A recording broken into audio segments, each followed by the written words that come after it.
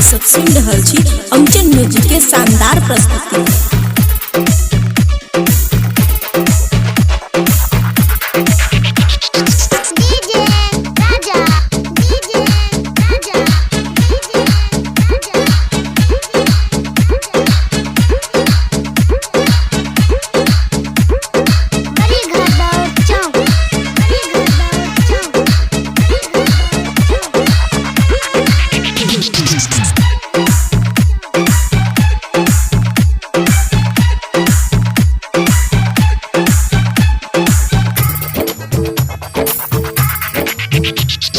जीना है तो जियो भाई शेरों के जैसा, जीना है तो जियो भाई,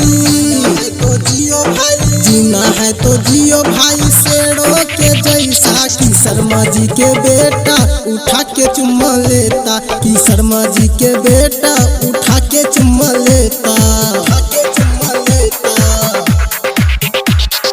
जीना है तो जियो भाई शेरों के जैसा, जीना है तो जियो भाई भैया हो, जीना है तो जियो भाई शेरों के जैसा। कि शर्मा जी के बेटा उठा के चुम्मा लेता, कि शर्मा जी के बेटा उठा के चुम्मा लेता। खुशी रिकॉर्डिंग स्टूडियो बलुआहा।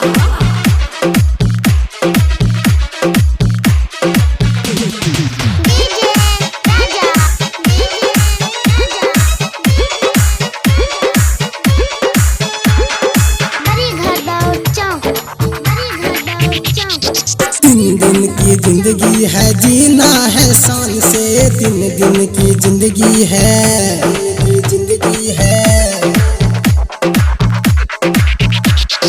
दिन दिन की जिंदगी है जीना है शान से। किसी से न डरते हम रहते दबंग से, हो रहते दबंग से। प्यार से जीने केहू नहीं देता, प्यार से जीने, प्यार से जीने केहू नहीं देता। कि शर्मा जी के बेटा उठा के चुम्मा लेता, कि शर्मा जी के बेटा उठा के चुम्मा लेता। खुशी रिकॉर्डिंग स्टूडियो बलुआहा। गरीब के गरीब से तू ही लड़ बोला है, गरीब के गरीब से, गरीब के गरीब से तू ही लड़ बोला। बीच में रे बेटा तू हो फायदा उठ बोला रे, फायदा उठ बोला। मेरे सामने नहीं टिकता है नेता, कि शर्मा जी के बेटा उठा के चुम्मा लेता, कि शर्मा जी के बेटा उठा के चुम्मा लेता। खुशी recording studio Baluaha.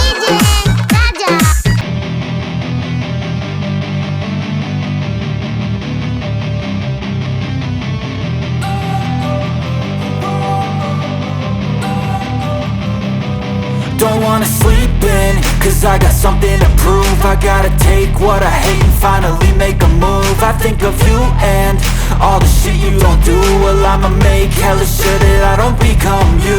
I have no regrets, yeah, I'll tie up my chest. I'll never forget what it's like to be in debt. Been stabbed in the back bed, I'll show you what happens. Pass me the mic and I'll show you with action.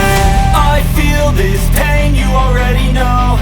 Turn that to gains, let my money show. I've got these things that I can't let go. Watch me turn this life into something that you could never own.